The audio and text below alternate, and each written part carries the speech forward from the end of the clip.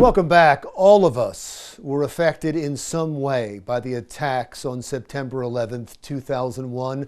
Those of us who were old enough remember exactly where we were when we first heard about the attacks. Jersey Matters' Kimberly Kravitz continues our coverage now. She spoke with two New Jersey survivors who worked in the Twin Towers. Kimberly. We continue to remember when America was under attack 20 years ago. And we spoke with two survivors from New Jersey who reflect back on their memories of that day in the Twin Towers.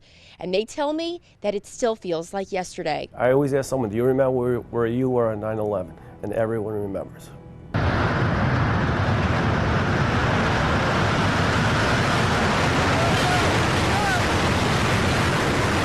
VICIESSI worked on the 55th floor of the South Tower and remembers thinking back on that day.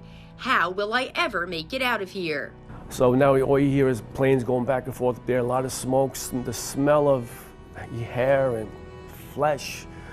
I don't want to get too graphic, but that's what it was. And people looking up, people holding hands and jumping.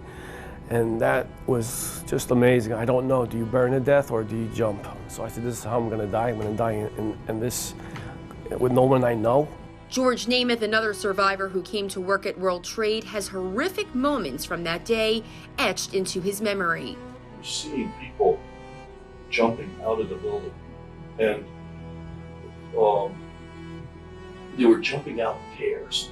You could see that there were a couple people still tied into their airplane seats that had literally, thrown out of the plane as it came apart. Now you knew it was something bigger, and they're dead on top of the roof.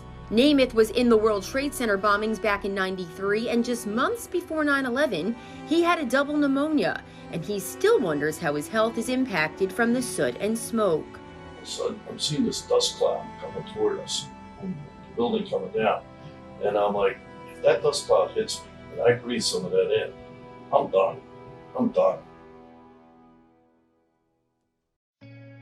Both Vic and George alike have perspective of what the World Trade Center looked like from inside. They actually remember the evacuation starting off orderly. Remember in grade school you'd have fire drills and stuff, and you're told to just be calm and leave. All of that stuff kind of came back. That's when the announcement came out, please stay in your seats, your building is secure. We said, hell no, we're going to leave, we're getting out of here. One of the things that was really interesting was all the people in that stairwell, all that exhaled air, the stairs got wet from all the perspiration. The other thing that was, as people going down, firemen were coming up, so you saw their faces. Will SHEEHAN of Bayonne was in the 1st Naval Academy class after 9/11 and served in Iraq. In a time of national crisis, he ran toward leadership, while so many Americans withdrew. I was fortunate enough to serve with men and women who were actual heroes, who went to the far corners of the globe to fight the world's evil, not because they hated what was in front of them, but because they loved what was behind them. And his thoughts right now in regards to Afghanistan.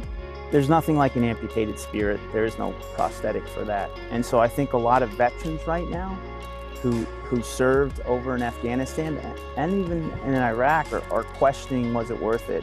And that's a burden that they shouldn't have to shoulder. And the fact that they're still U.S. citizens and allies that have helped us over in Afghanistan, remaining in that country, is a dereliction of duty in my opinion. And even after all these years later, surviving such a tragic day. You don't know how to feel. You think you're supposed to feel happy that you're alive, or are you supposed to feel extremely sad that you lost a lot of friends? The more and more people we speak to say that it is important now more than ever to join together as a nation so that way we never forget. Reporting for Jersey Matters, I'm Kimberly Kravitz.